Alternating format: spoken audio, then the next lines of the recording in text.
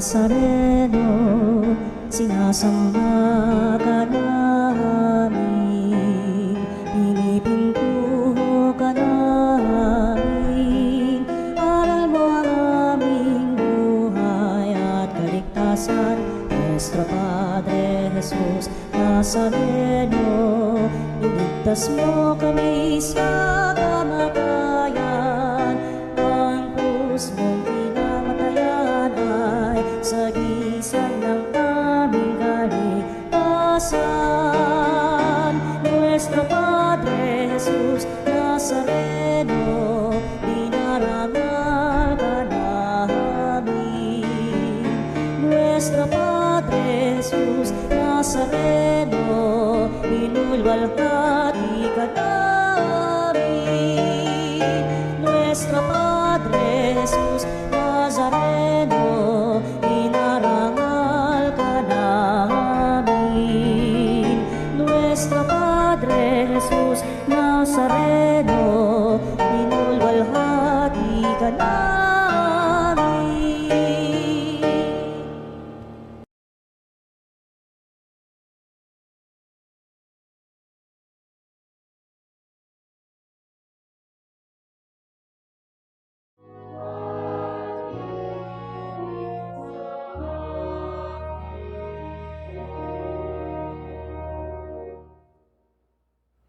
Sa ngalan ng Ama at ng Anak at ng Espiritu Santo, Amen. ang pagbapala ng ating Panginoong Hesus Kristo, ang pag-ibig ng Diyos Ama, at ang makikipagkaisa ng Espiritu Santo, naway sumainyong lahat. At sumaiyo rin. Tayo po ngayon ay nasa unang linggo ng Kwaresma. Mga kapatid, aminin natin ang ating mga kasalanan upang tayo'y maging marapat gumanap sa banal na pagdiriwang.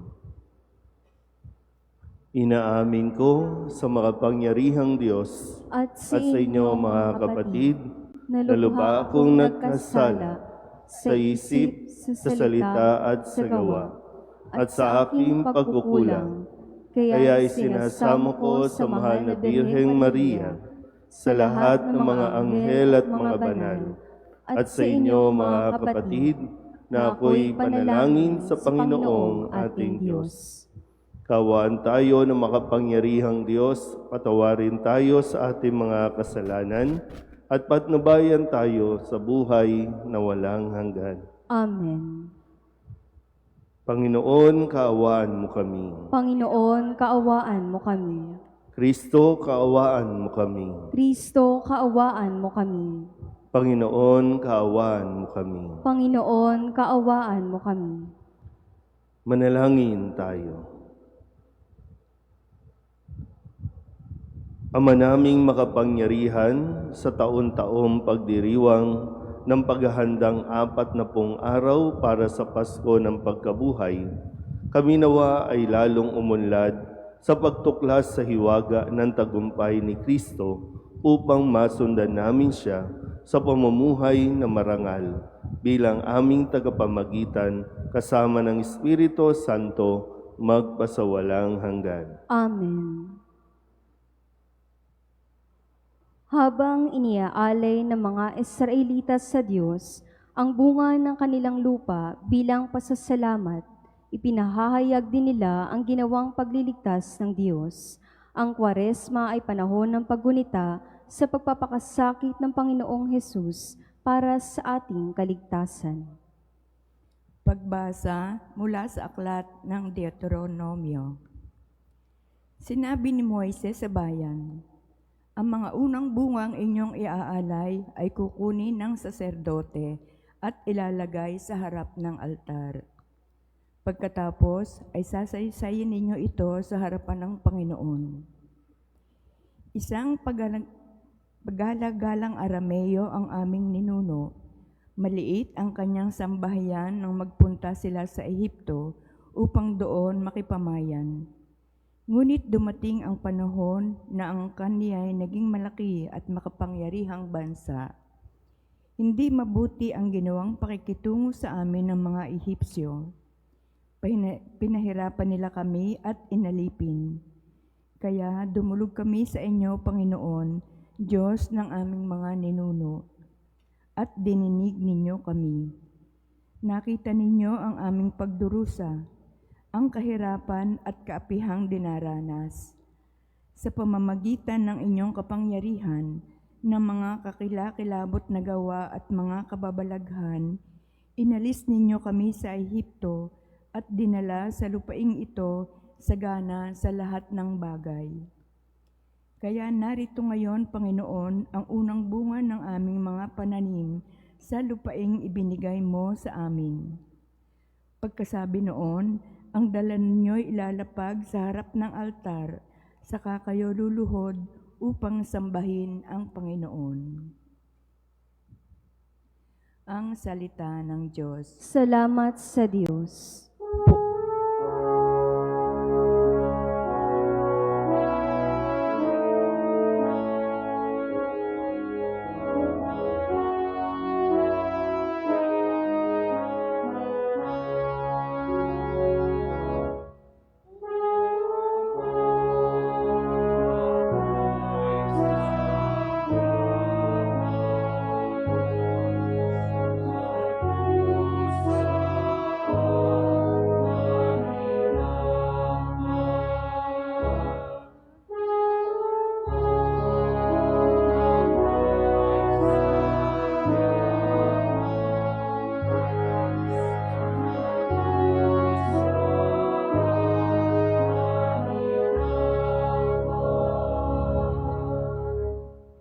Siyang naghahangad ng pagkupkop ng kataas-taasan at nananatili sa kalinga niyong makapangyarihan, makapagsasabi sa kanyang Panginoon, muog ka't tahanan, ikaw ang aking Diyos, ang Diyos na tangi kong pinagtitiwalaan.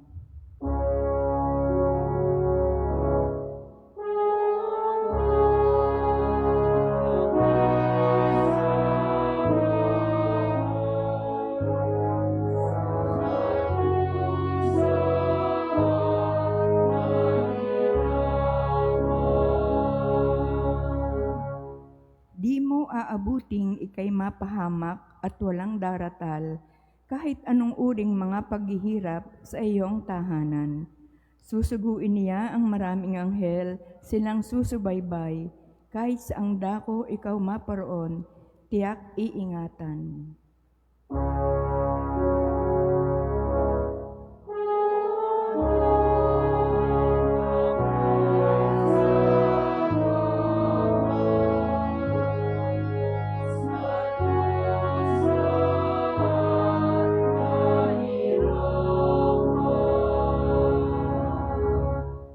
Sa kanilang palad ay itatayukat silang magtataas, nang hindi masaktan ang mga paa mo sa batong matalas.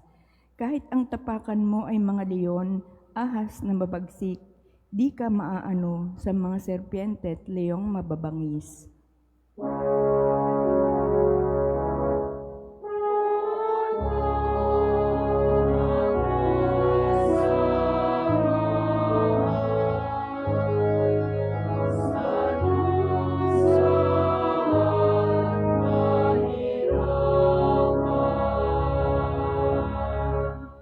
Ang sabi ng Diyos, aking ililigtas ang tapat sa akin, at iingatan ko ang sinumang taong ako'y kikilanlin.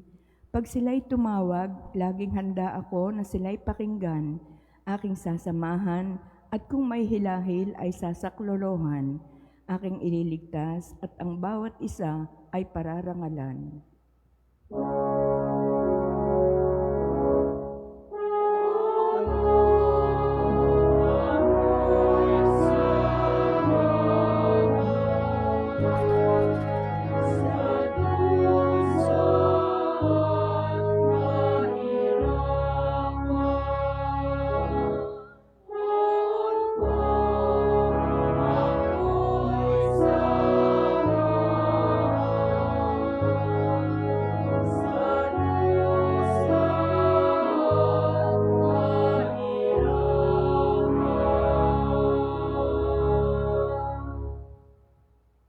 tinatawag tayo ni Apostol Pablo na ilagak ang ating pananampalataya at pagtitiwala sa Panginoong Hesukristo na nagpakasakit, namatay at muling nabuhay para sa ating kaligtasan.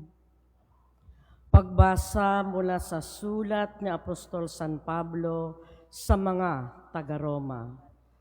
Mga kapatid, ito ang sinasabi ng banal na kasulatan. Malapit sa iyo ang salita, nasa iyong mga labi at nasa iyong puso. Ibig sabihin, ang salitang pinangangaral namin tungkol sa pananampalataya. Kung ipahahayag ng iyong mga labi na si Jesus ay Panginoon at mananalig ka ng buong puso na siya'y muling binuhay ng Diyos, maliligtas ka. Sapagkat nananalig ang tao sa pamamagitan ng kanyang puso at sa gayoy napawawalang sala at nagpapahayag sa pamamagitan ng kanyang labi at sa gayoy naliligtas. Sinasabi ng kasulatan, hindi mabibigo ang sinumang nananalig sa kanya. Walang pagkakaiba ang katayuan ng Hudyo at ng Grego. Iisa ang Panginoon ng lahat at siya ang nagkakaloob ng kanyang kayamanan sa lahat ng tumatawag sa kanya. Sapagkat sinasabi sa kasulatan, maliligtas ang lahat ng tumatawag sa pangalan ng Panginoon. Ang salita ng Diyos. Salamat sa Diyos.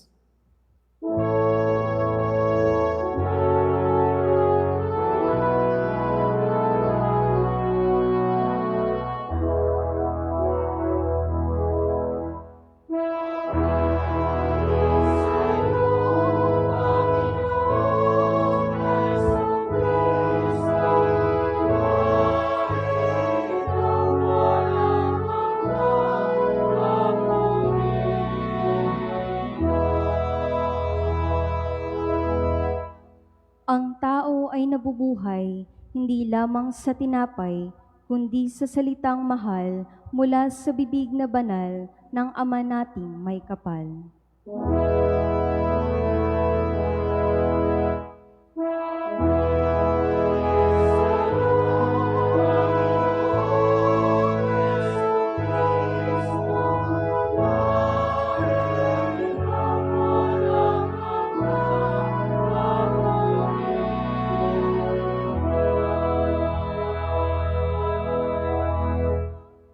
Sumainyo ang Panginoon. At sumaiyo rin. Ang mabuting balita ng Panginoon ayon kay San Lucas. Papuri sa iyo, Panginoon. Noong panahong iyon, umalis si Jesus sa Jordan, puspos ng Espiritu Santo.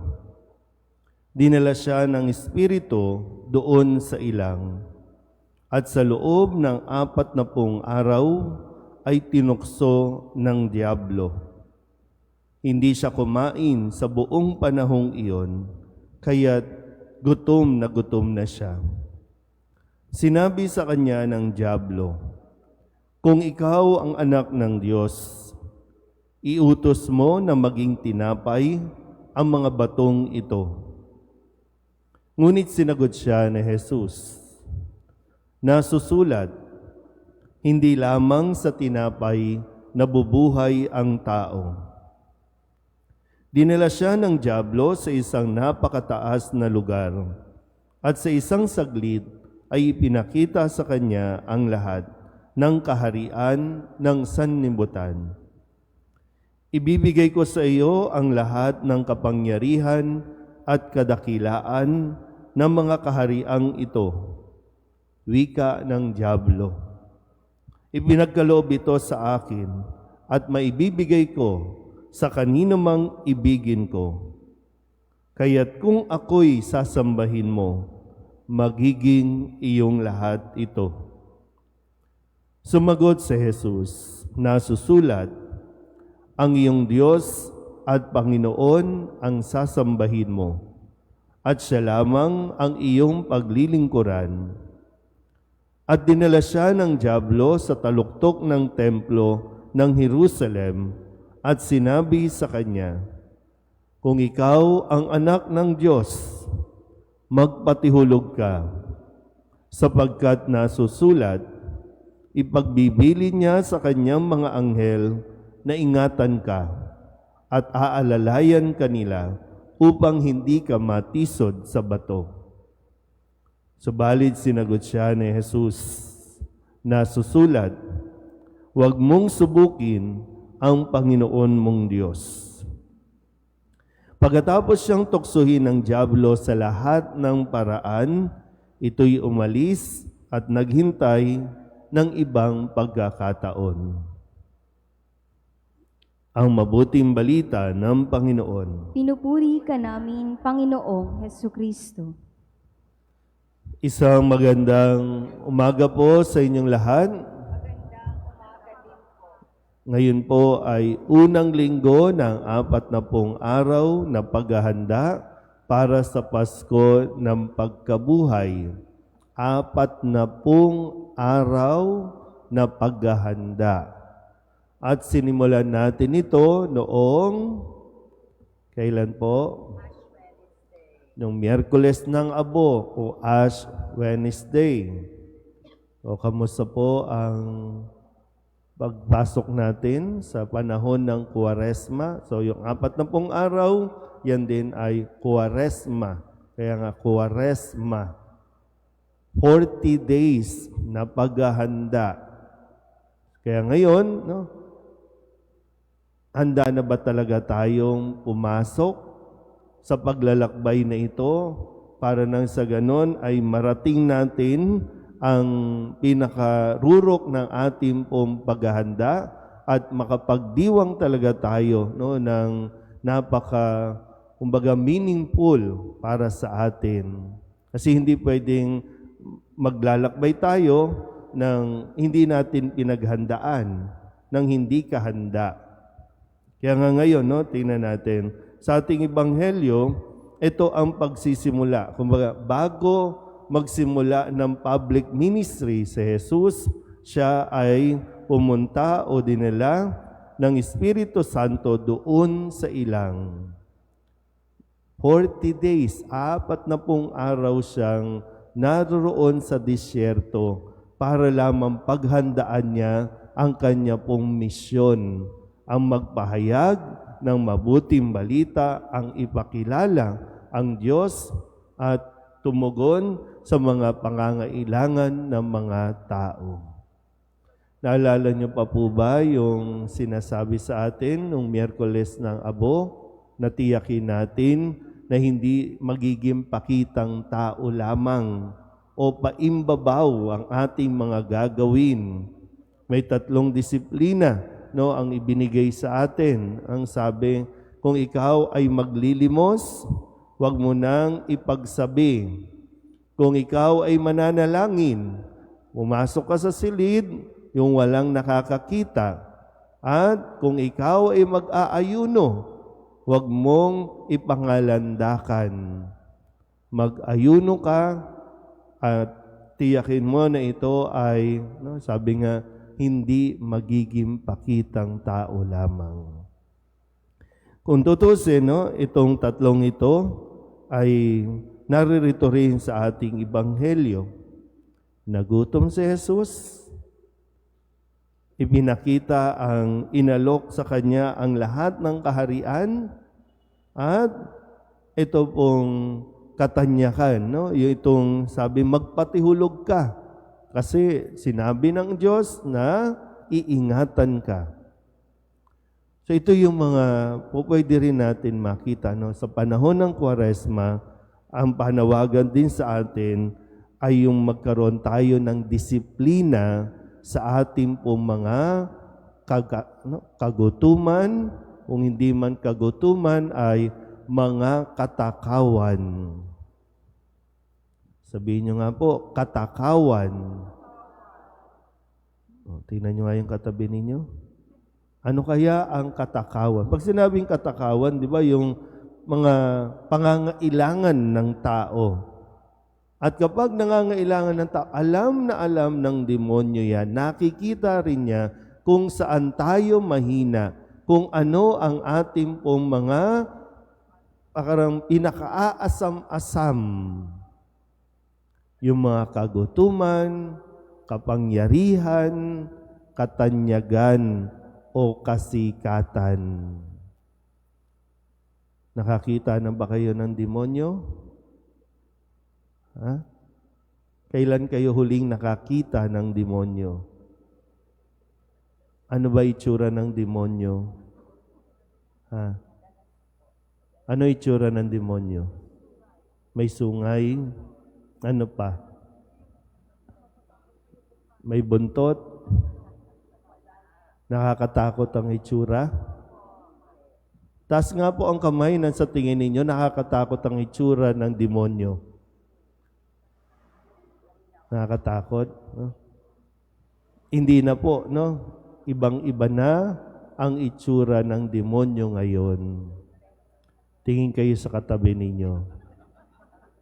Ganyan na ang itsura ng demonyo. Di ba? Sa tingin mo ba, kapag yung may sungay, nanlilisik ang mata, pag sinabi sa iyo, pare, tagay. Tatagay ka ba? Di ba kakaripas ka na ng takbo? Sa tingin niyo ba, yung mga namumudmod ng pera ngayon, kung pangit ang itsura nila, nakakatakot, may apoy, sa tingin niyo, pupunta kayo sa mga patawag at mga ayuda? Hindi. Iba na yung appearance. Maganda na ang appearance ng demonyo. Kasi kailangan, di ba, kung nag-improve na rin po kasi yung marketing strategy, nag-usap yung human resource management dun sa impyerno. Sabi mo, mukhang hindi effective yung itsura natin, di ba? Hindi effective. Kailangan tayong mag-improve. Kailangan natin maging maganda sa paningin ng mga tao, maging kaaya-aya ang ating paningin. At lalong-lalo na yung mga iaalok natin, dapat magaganda, masasaya, masasarap. Kaya, napakadaling mahulog ng tao. Kaya kung ang isang tao walang disiplina sa sarili, pag sinabi namang disiplina, hindi marunong mag-self-control o pagtitimpi, napakadali niyan na mahulog sa patibong o sa panunukso ng demonyo. Alam ng demonyo, kailangan mo ng pera. Alam niya yan. Kaya, kung sino ang may pera, doon tayo magtitiwala. Pero kapag natanggap mo na yung pera, ano nangyayari? Mas lalo kang nalulugmok sa kahirapan. Alam na alam ng Diyos ang kagutuman natin.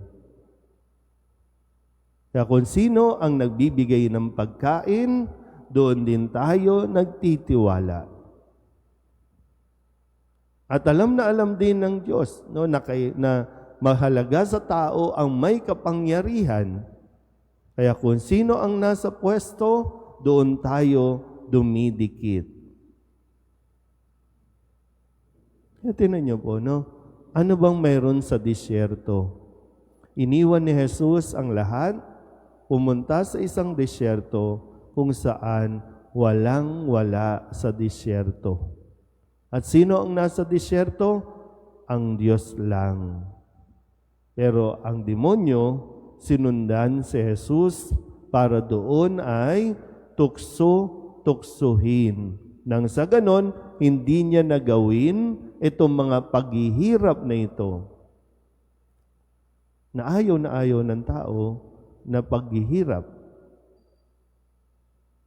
Pero kaya nga matuto tayo na mag-control.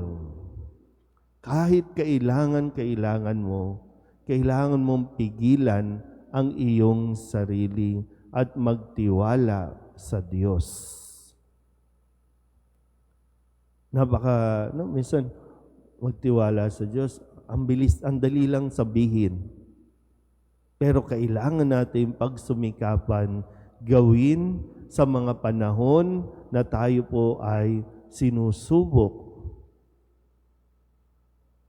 Kasi ayaw ng demonyo na tayo po ay manatili sa Diyos. Maging aware tayo. Huwag mong baliwalain yung reality na nag-i-exist ang demonyo para tayo demonyohin. Totoo ang demonyo. Si Jesus nga tinukso-tukso . So, ba't natin i-deny? Totoo yan. Kahit sa mga mag-asawa, tinutukso kayo. Ngayon, ang dami rin. So, totoo po yan. Kaya wag natin din baliwalain yung paano ba napagtagumpayan ni Jesus ang panunukso ng demonyo sa pananatili rin niya sa salita ng Diyos. Di ba? Ito yung kanyang antidote. No? Sa lahat ng iniaalok ng demonyo, ito ang kanyang isinasagot, salita ng Diyos. Kaya kailangan natin maging alerto. Hindi lahat ng ibinibigay, tinatanggap. Hindi lahat ng ibinibigay, tinatanggap. Kailangan mo ding isipin, kailangan mo rin ba talaga yan? Kasi kapag tinanggap mo, hulog ka sa patibong. Lalo pa ngayon, maraming naglipa na ginagamit ng demonyo para manukso. Ano ba? Natukso na ba? O marami, Hindi yung tao, kundi yung demonyo ang gagamit sa tao para ang tao naman ay, diba? Kaya nga sabi ko, ano ba itsura ng demonyo? Tayo na. Tayo ang ginagamit ng demonyo. Pero sana po, tayo ay magpagamit sa Diyos. Tayo ang magtiwala sa Diyos. Alam ko po, masarap yung may kapangyarihan ka, masarap yung sikat ka, masarap yung kampante ka. Kasi ikaw ang lalapitan ng tao, ikaw ang kagigiliwan ng tao. Pero mag-ingat-ingat tayo. Kaya nga, sa panahong ito ng Kwaresma, inaanyayahan tayo. Pag nilayan natin ng mabuti ang ating pong nagiging mga desisyon sa buhay. Matutong disiplinahin ang ating pong mga katakawan sa buhay sa mundong ito. Amen? Ipahayag natin ang ating pananampalataya. Sumasampalataya ako sa Diyos amang makapangyarihan sa lahat, na may gawa ng langit at lupa. Sumasampalataya ako kay Jesucristo, iisang anak ng Diyos, Panginoon nating lahat, nagkatawang tao siya lalang ng Espiritu Santo, pinanganak ni Santa Mariang Birhen, pinagpakasakit ni Poncio Pilato, pinako sa krus, namatay at nilibing, nanaog sa kinaroonan ng mga yumao, nang may 3 araw na buhay na maguli, umakyat sa langit, naluluklok sa kanan ng Diyos amang makapangyarihan sa lahat. Doon magmumulang paririto at hukom sa nangabubuhay at nangamatay na tao. Sumasampalataya naman ako sa Diyos Espiritu Santo, sa banal na simbahang katolika, sa kasamahan ng mga banal, sa kapatawaran ng mga kasalanan, sa pagkabuhay na muli ng mga nangamatay na tao, at sa buhay na walang hanggan. Amen. Inihiling namin sa iyo ngayon, Ama, na patuloy mo kaming gabayan upang mapaglabanan namin ang mga tukso sa aming buhay. Buong tiwala kaming dumadalangin. Panginoon, patatagin mo kami sa iyong pag-ibig. Panginoon, patatagin mo kami sa iyong pag-ibig. Para sa mga namumuno sa simbahan, makasumpong nawa sila ng lakas kay Jesus na sa tuwing sila'y nasa bingit ng pagsuko sa tuksong mamuhay ng taliwas sa Ebanghelyo. Manalangin tayo. Panginoon, patatagin mo kami sa iyong pag-ibig. Para sa mga namumuno sa aming pamahalaan, pukawin mo nawa sila ng iyong dakilang pag-ibig upang gamitin nila ang kaban ng bayan sa mga programang kapaki-pakinabang sa mamamayan. Manalangin tayo. Panginoon, patatagin mo kami sa iyong pag-ibig. Para sa mga nagkahanda sa pagtanggap ng binyag, tulad ng ating Panginoong Hesus, lagi nawa nilang piliin ang tama, mabuti at kalooban ng Diyos sa tuwing humaharap sila sa tukso ng demonyo. Manalangin tayo. Panginoon, patatagin mo kami sa iyong pag-ibig. Para sa mga kapatid naming pumanaw, kahabagan mo nawa sila upang ganap silang makasapit sa buhay na walang hanggan. Manalangin tayo. Panginoon, patatagin mo kami sa iyong pag-ibig. Sa ilang sandali ng katahimikan, ating ipanalangin ang iba pang mga pangangailangan ng ating pamayanan, pati na rin ang ating pansariling kahilingan. Manalangin tayo. Panginoon, patatagin mo kami sa iyong pag-ibig. Ang lahat ng ito'y inihiling namin sa ngalan ni Kristong aming Panginoon. Amen.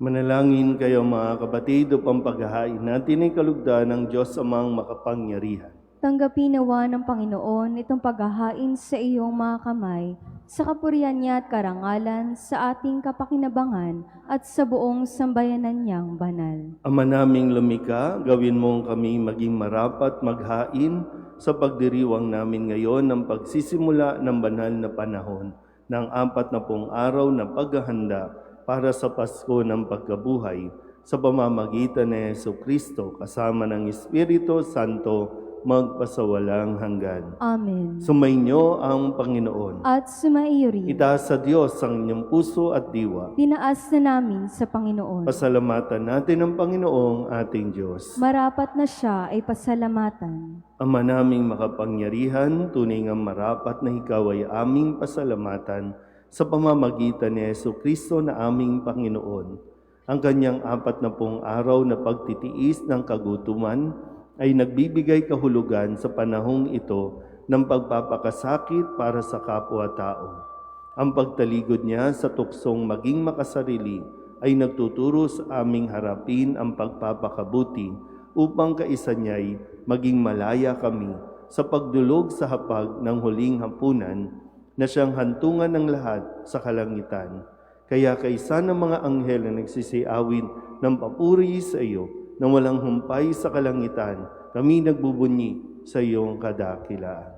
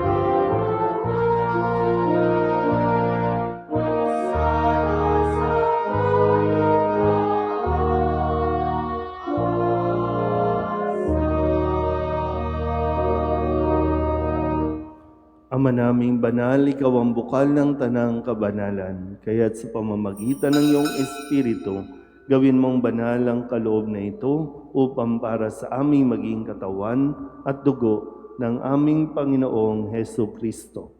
Bago niya pinagtiis ang pusang loob na maging handog, hinawakan niya ang tinapay, pinasalamatan kaniya, pinaghati-hati niya iyon, iniabot sa kanyang mga alagad at sinabi, "Tanggapin ninyong lahat ito at kanin, ito ang aking katawan na ihahandog para sa inyo."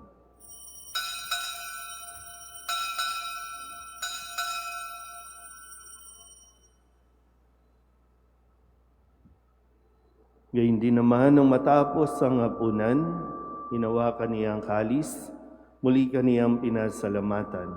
Iniabot niya ang kalis sa kanyang mga alagad at sinabi, "Tanggapin ninyong lahat ito at inumin. Ito ang kalis ng aking dugo, ng bago at walang hanggang tipan. Ang aking dugo na ibubuhos para sa inyo at para sa lahat sa ikapagpapatawad ng mga kasalanan. Gawin ninyo ito sa pag-alaala sa akin."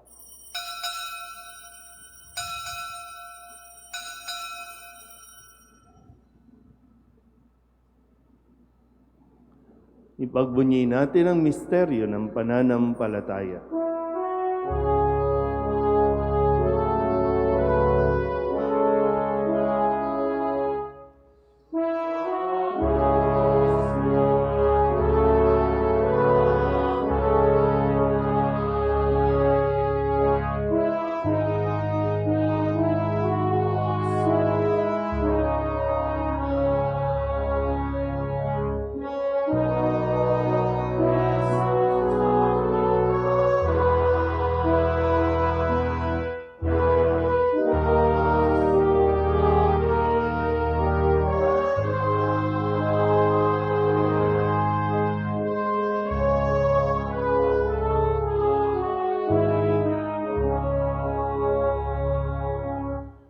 Ama, ginagawa namin ngayon ang pag-alaala sa pagkamatay at muling pagkabuhay ng iyong anak.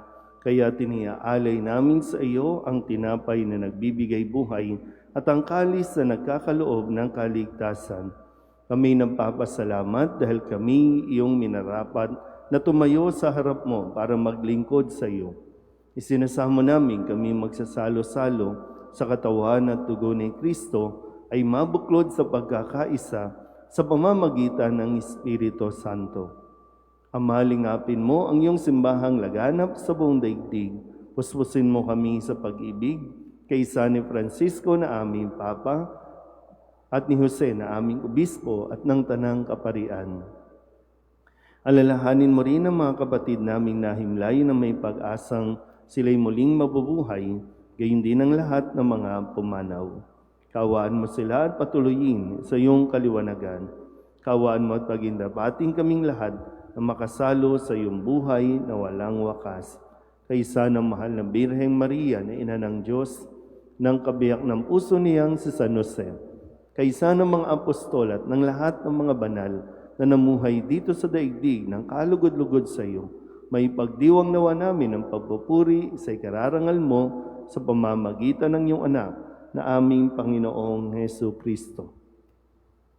Sa pamamagitan ni Kristo, kasama niya at sa Kanya, ang lahat ng parangal at papuri ay sa iyo, Diyos Amang makapangyarihan, kasama ng Espiritu Santo, magpasawalang hanggan.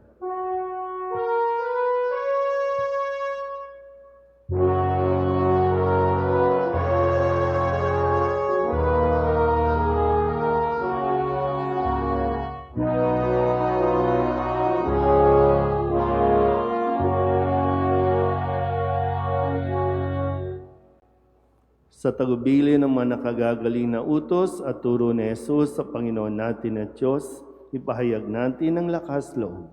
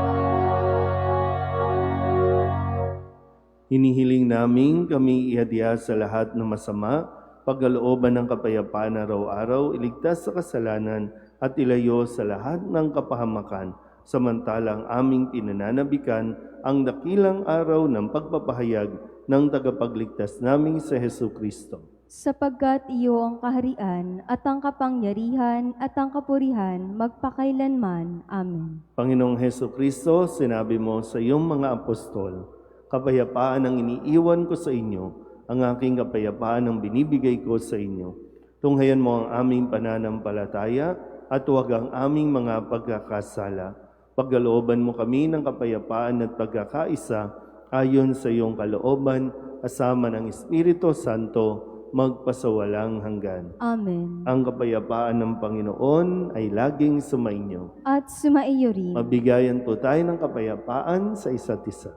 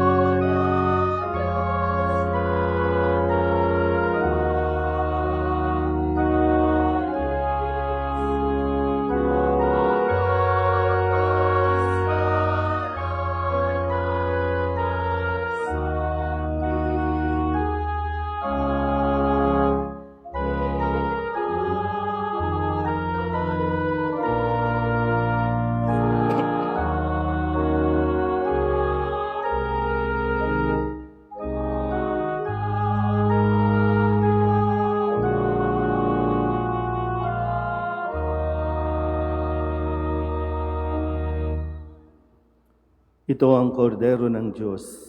Ito ang nag-aalis ng kasalanan ng sanlibutan. Mapalad ang mga inanyayahan sa kanyang piging. Panginoon, hindi ako karapat-dapat na magpatuloy sa iyo, ngunit sa isang salita mo lamang ay gagaling na ako.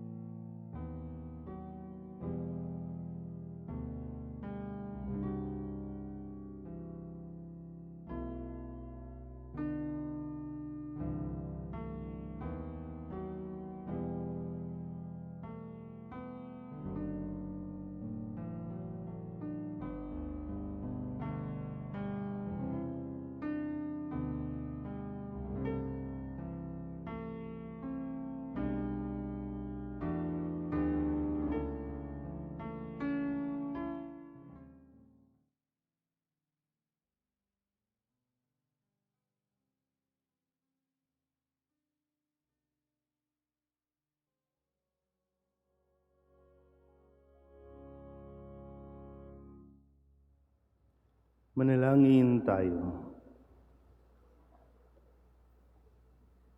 Ama naming mapagmahal, kaming pinapakinabang mo sa pagkaing iyong bigay ay tumanggap ng pampalakas ng pananampalataya, pampatibay ng pag-asa, at pampaalab ng pag-ibig. Matutuhan nawa naming damahin ang gutom at pananabik sa tunay na pagkaing nagbibigay buhay upang kami makapamuhay sa bawat salita na namumutawi sa iyong bibig. Sa pamamagitan ni Jesucristo, kasama ng Espiritu Santo, magpasawalang hanggan. Amen. Magsiupo po muna ang lahat para sa mga pamparokyang pabatid. Una, tayo po ay magkakaroon ng special collection para sa Alay Kapwa program ng Archdiocese of Manila. Ang pondong malilikom mula rito ay siyang ipantutustos sa mga programa ng Caritas Manila sa panahon ng higit na pangangailangan. Tumulong po tayo. Ikalawa, ang orihinal na imahe ni San Jose ay kasalukuyang nasa Archdiocesan Shrine of Santo Niño para sa programang Panaog at Pagdalaw, kaugnay ng nalalapit nitong dakilang kapistahan. Inaanyayahan ng lahat na makiisa sa banal na misa ng pasasalamat at pamamaalam sa ganap na ikatatlo ng hapon. Magkakaroon ng motorcade pabalik sa gagalangin pagkatapos ng misang naturan. Ikatlo, sa pagdiriwang ng maringal na kapistahan ng Kambal na Cruz sa darating na March 23, 2025, ang ikapitong yugto ng Dalaw Patron 103 ay gaganapin ngayong araw, March 9, 2025, sa Barangay 158 sa S. Trinidad Street, sa ikalima ng hapong banal na misa. Inaanyayahan ng lahat na makiisa. Ikaapat, para sa makabuluhang pagdiriwang ng panahon ng Kwaresma, ang lahat ay inaanyayahan sa mga pamparokyang gawain. Parish Lenten Vigil tuwing araw ng Huwebes, pagkatapos ng ika-6 at kalahati ng gabing banal na misa sa loob ng simbahan, magkakaroon po ng sakramento ng kumpisal habang isinasagawa ang Lenten Vigil. Via Crucis o Daan ng Krus tuwing araw ng Biyernes, pagkatapos ng ika-6 at kalahati ng gabing banal na misa sa mga barangay. Ang mga barangay na dadalawin sa Biyernes, March 14, ay ang Pook Hilaga kasama ang Education Ministry at Family and Life Ministry. Kalima, ang nobena sa karangalan ng dakilang kapistahan ni San Jose ay sisimulan sa March 10 sa ganap na ika-6 at kalahati ng gabi sa loob ng parokya. Sa natatanging paraan ay ilulunsad din ang misa nobenaryo sa mga barangay sa ganap na ika-6 ng gabi. Bisitahin ang tarpaulin na ikakabit sa labas ng simbahan o dili kaya'y bisitahin ang ating parish Facebook page para sa iba pang impormasyon ukol dito. At huli, nag-aanyaya ang Parish Safety and Security Group, PSSG, sa mga lalaking may edad 20 taong gulang, pataas na maging bahagi ng samahang pangsimbahang ito sa mga nagnanais mangyaring makipag-alam kay Brother Freddy Polo. At mahalagang paalala po, sa pagdiriwang po natin ng Kwaresma, wala po tayong palakpakan pagkatapos ng misa. Maraming salamat po. Lahat po ng mga may anibersaryo ng kasal sa buwang ito ng Marso, kung maaari po lumapit sa unahan para po kayo ay mabasbasan. Mga may wedding anniversary,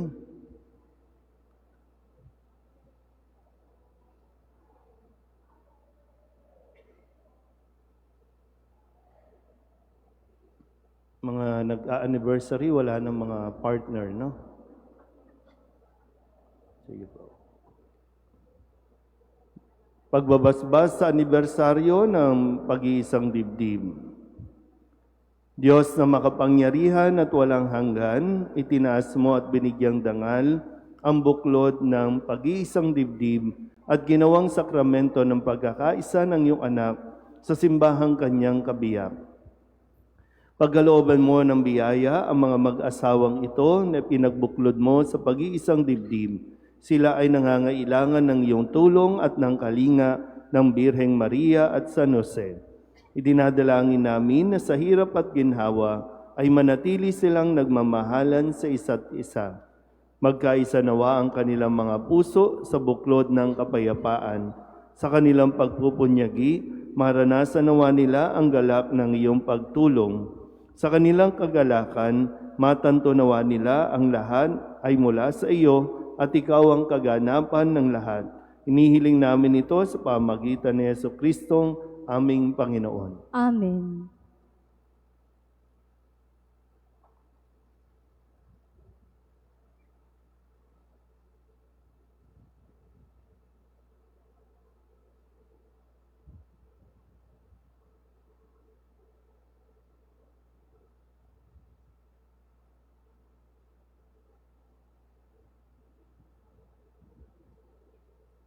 Magsitayo na po ang lahat. Congratulations po sa lahat ng mga may anibersaryo ng kanilang pag-isang dibdib at muli paanyaya sa lahat, lalo na yung mga matagal nang nagsasama. Kung gusto nyong ituloy ang inyong pagsasama pero hindi pa kayo kasal, sana po ay tanggapin ninyo ang paanyaya. Libre po ang kasal dito sa ating parokya. At po pwede rin po kayong makasal kahit kayo lang, na hindi na kinakailangan maghanda pa ng todo-todo, no? Hindi na kinakailangan mag-gown, kahit kayo lang dalawa, ay pwede na nating ikasal dito mismo sa altar. So pag-usapan po ninyo at nawa magkaroon kayo ng lakas ng loob, katulad ni San Jose sa mga kalalakihan na alukin na ng kasal. Huwag kayong matakot. No? Kung sabi nga kay San Jose, huwag matakot na pakasalan si Maria. At ganun din ang sinasabi po sa inyo. So pag-usapan po ninyo, pagdasalan ninyo lalong-lalo na sa panahong ito ng Kwaresma. Kasi ang pagsasama ng hindi kasal ay kasalanan. Sumainyo ang Panginoon. At sumaiyo rin. At pagpalain kayo ng makapangyarihang Diyos, Ama at Anak, at Espiritu Santo. Amen. Tapos ang banal na misa, humayo tayo sa kapayapaan ni Kristo. Salamat sa Diyos. Magandang umaga po.